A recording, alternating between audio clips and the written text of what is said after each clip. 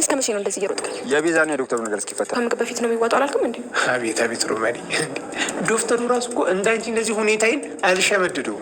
አዳይ እንኳን ደስ አለሽ፣ በጣም ደስ ብሎኛል። ምን አይነት ቀን ነው? አርፌስ ብቀመጥ። እሺ በቃ አትበሳጭ። ዞር በል ይወድ።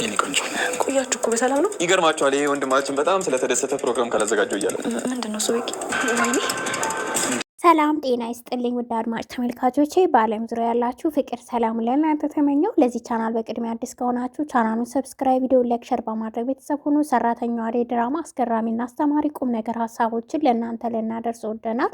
በዛሬው ክፍል ምን አየን? ቀጣይ ክፍልስ ምን ሊከሰት ይችላሉ? እስከ ቪዲዮ ፍጻሜ አብራችሁን ቆዩ። የሌሊ እንግዲህ ከበሽታዋ ማገገምና ማስታወሷ ቤተሰቡን በጣም አስደስቷቸዋል። በተለይ ደግሞ ቤኪ ባቡሬ እጅግ በጣም ደስ ብሎታል። ደስታውን መቆጣጠር አቅቶታል። እጅግ እንደተደሰተና እሷ ስላስታወሰችውና ይህን ቀን በጣም ሲጓጓለትና ሲናፍቀው እንደነበረ ታዲያ አሁን ላይ ሁኔታውንም ዶክተሩም ሰምቷል። የእሷን መንቃት አደይም ብትሆን ወደ እነሱ እንድትመጣ እንግዲህ ጥሪ ቀርቦላታል። አደይም እጅግ በጣም ደስ ብሏታል ጓደኛዋ በማስታወሷና እንግዲህ ሁኔታውን ደግሞ ምንድን ነው ብላ ስትጠይቅ ሁሉንም በቀል ያደረገችባት ለገንዘብ ብላ ቤዛ እንደሆነች በሆስፒታል እያለች የተሳሳተ መድኃኒት እንደሰጠቻት ዛሬ ላይ ተነግሯት ለምን የሁሉ ክፋትና ተንኮል በእኔ ላይ ለምን ታሰበ ስትል እንግዲህ የአደይ መልስ የሆነው ገንዘብ ወዳጅ አይደለሽ፣ ገንዘብ ወዳ እንግዲህ ያንቺን ሁኔታው ተጠርጥሯል። ከአሁንም ጥቅም ፈልጋ እንደሆነም ታውቆባታል። በእርግጥ ደግሞ የቤዛ ወንድም እንግዲህ እንደሚታወቀው ዳኒ ከቤቷ ገብቶ የቤቱን የኤላን የሰጣትን ቤት ስጦታ የቤት ፕላንና ካርታውን እንዲሁም ደግሞ የእሷን የትምህርት ጠቃሚ ዶክመንቶቿን እንደሰረቃት ይታወቃል። ዛሬ ላይም ታዲያ ያስቀመጠው ከእነ አበበን ያከራዩበት ከራሳቸው ቤት ነበረ። ታዲያ ዶክመንት አለች በማለት ዛሬ ላይ ሂዶ ዳኒ ያንን ዶክመንት ይዞት ወጥተዋል። ግን ደግሞ እንደሚደረስበት እርግጠኛ ነን። ምክንያቱም ምን ሳስባ ይህን ተንኮል በሷ ላይ ያሰበች ሲባል ገንዘብ እውነትን ፈልጋ እንደሆነ ስለሚታወቅ ሁላቸውም በሕግ ጥላ ስር እንደሚያዙ ደግሞ ከወዲሁ ልንገምተው የምንችለው ነገር ነው። ያው ቤዛ በተንኮል ስራዋ የተካነች ናት እንደ ፍቅር፣ ግን ደግሞ አይሳካላትም፣ ተሳክቶላትም አያውቅም። አሁን ላይም እይሳካላት አይደለም። ታዲያ ቤኪ ከመደሰቱ የተነሳ ዛሬ ላይ ለሌሊ የአንገት ወርቅ ሐብል አስሮላታል በደስታ እንዲሁም ኬክም ፊት ለፊቷ ቤተሰቡ ጓደኞቿ በተሰበሰቡበት እንዲቆረስም ሊያደርግ ነው። ግን ደግሞ አንድ ነገር ከፍቷት በሽተኛ መሆኗን እንዲሁም የካንሰር ተጠቂ መሆኗን አንስታም ይህን ሀሳብ ስታነሳ በፍጹም አሁን ላይ እኮ ይህ ነገር ሁሉ አለፈ በማለት አደይ የሚያጽናናት የሚያበረታት ቃል ሰጥታታለች። ምንድን ነው ስትልም ስለ ሁኔታው እንግዲህ ታማ ሳለ በደንብ ደግሞ ይሄኛውን በቋሚነት የያዘችውን በሽታ በስርዓቱ መድኃኒት ስትከታተል እንደነበረች የበሽታው ይዘት እንደቀነሰና ልትፈወስም እንደምችል እዛ ደረጃ እንደደረሰች ዶክተሩ እንደነገራት እንግዲህ አደይ አብስራቸዋለች። እጅግ በጣም ዴቭም እንዲሁም ደግሞ ቤኪ የሚወዳትም እጅግ ተደስቶ ተመልክተናል።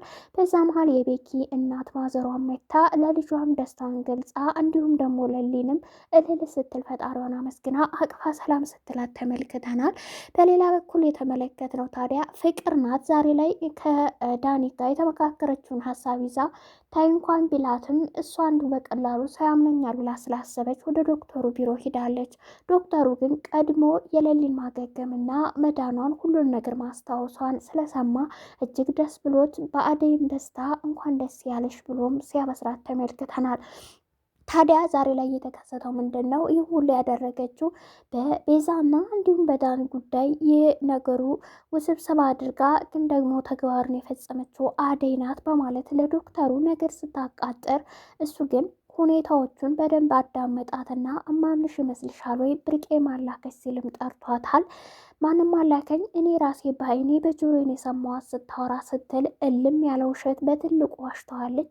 ዶክተሩ ግን በደንብ ስላወቀ ከጅምሩም ቢሆን ቤዛንና ወንድሟን ሊረዳቸውና ሊታደጋቸው እንደ ሰውኛ ስላሰበ እንጂ ተንኮለኛ መሆናቸው ከብዙ ሰው እየሰማ ነበር። ነገር ግን ደግሞ አሁን ያለችበት ማንነቷ ምናልባት ከትናንቱ ጋራ ላይገናኝ ይችላል፣ ተቃራኒ ይሆናል በሚል የእነሱን ሀሳብ ትቶ በራሱ መንገድ እንግዲህ ስራ ፈጥሮላት እየሰራች ነበር። ነገር ግን ሆን ብላም ለተንኮል እንደሆነ አሁን ላይ ስለገባው ስራውንም ትታ ስለጠፋች ነገሮችን አሁን ላይ በቀላሉ የሚሸወድ ስላልሆነ ዶክተሩ ፍቅርንም እንግዲህ ያው ብርቄ ብሎ የጠራት ያው ከሌሊ ስጠራት እንደሰማች ስላወቀም ነው። ቤቱንም ደግሞ የት እንደምትኖር ስላወቀ ቀጥታ መሄድን አስበዋል። እሱም ደግሞ ለፖሊስ አሳልፎ ሊሰጣት ሲል እንግዲህ የወንጀል ተባባሪ ነኝ በሚል ማለት ነው። ሩጣ ግን አምልጠዋለች።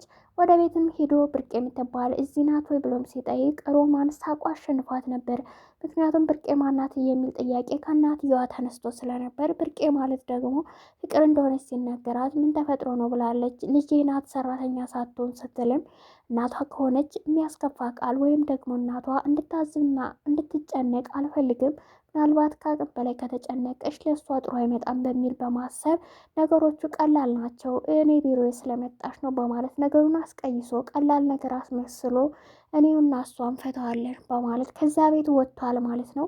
ግን ደግሞ የፍቅር እናት ምን ተፈጥሮ ይሆን እያለች ነው። ፍቅር ታዲያ ቤቴን የማውቀዋል ለእናቴ ሄዶ ይናገራል ብላ ክፉ ስራ በነገራችን ላይ አንዳንድ ጊዜ ለራሳችንም ውስጣዊ ሰላምም አይሰጠንም።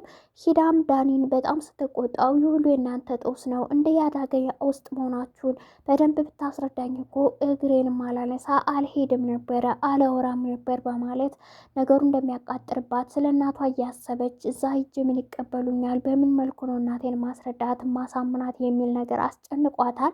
አደይን አሳስራለሁ ብዬ እኔ በገዛ እጄ እስር ቤት ልገባ ስትልም በዳኒ ላይ በጣም ተናዳ ስትንጨረጨርበት ነበር። አትናደጅ፣ አታስቢ፣ ብቻ ተረጋጊ ሁኔታዎቹን እያላት ነበር። እሷ ግን መረጋጋትም አቅቷታል፣ እጅግ ፈርታለች። ቤዛ በሌላ በኩል ከገጀራው ጋር እንግዲህ ስታወራ ነበረ።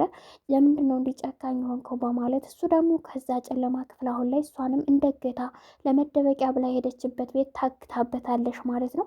እሱም ምንድን ነው ያደረገው እንግዲህ ዛሬ ላይ ደመቀን ባገኘው አጋጣሚ ገጀራው ጓገጭ ሊልበት ፈልጎ ነበር። ግን ደግሞ ብልሃተኛው ዳይመንድ ከእናንተ ጋር ስራ መስራት ፈልጋለሁ በማለት የእነሱን ማንነት ለማጥናትና ለማወቅ ስለምን እንደሚሰራ ማን ነው የሚልካቸው የሚለውን ነገር ለማጥናት፣ ምክንያቱም ጓደኛውን እያሳደደው ነው። ለሊ እንደታመመች ስላወቀ አሁን ነገሩን አዙሮ እንግዲህ በአበበ ላይ ብዙ ነገሮችን ሊያደርስ ገንዘብ ይቀበልበት እንደሆነ እናስታውሳለን።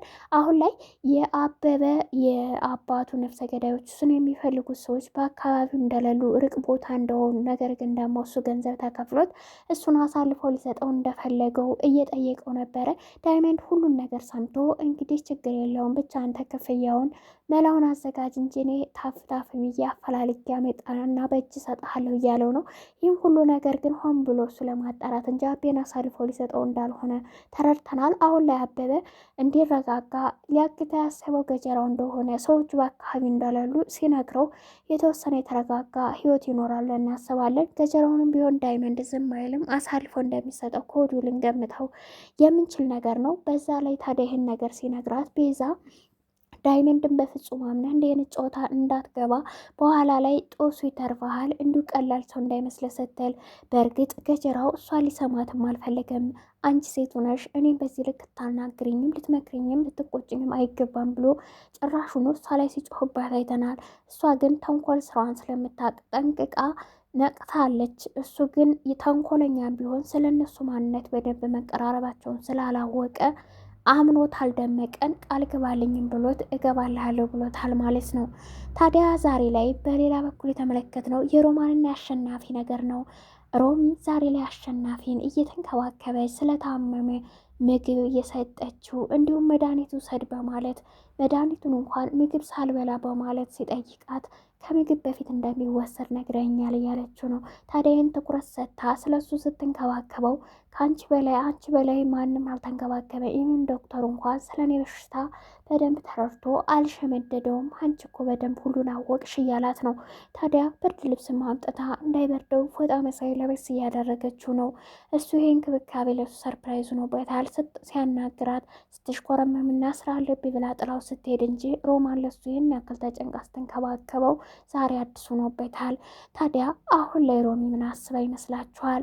አሹን ልትቀርበውና ልትጠጋው ስለ ሁኔታው ልትረዳው ሆን ብላ እየገፋፋችሁ ነው። ታዲያ እሱ በዚህ አጋጣሚ ፍቅሩን መግለጽ የለበትም ብላችሁ ነው የምታስቡት? መግለጽ አለበት።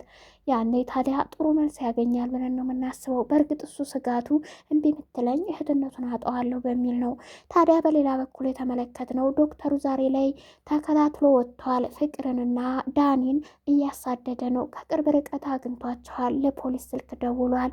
ኑና አግኝቻችኋለሁ ውሰዷቸው ሲልም እየተናገረ ነው። ታዲያ ከመኪናው ወርዶ ወደ እነሱ ሲጠጋ ፍቅር አይተዋለች። ዳኒም እንዲሁ በድንጋጤ ፊት ለፊቱ ቆመዋል፣ ተፋጠዋል።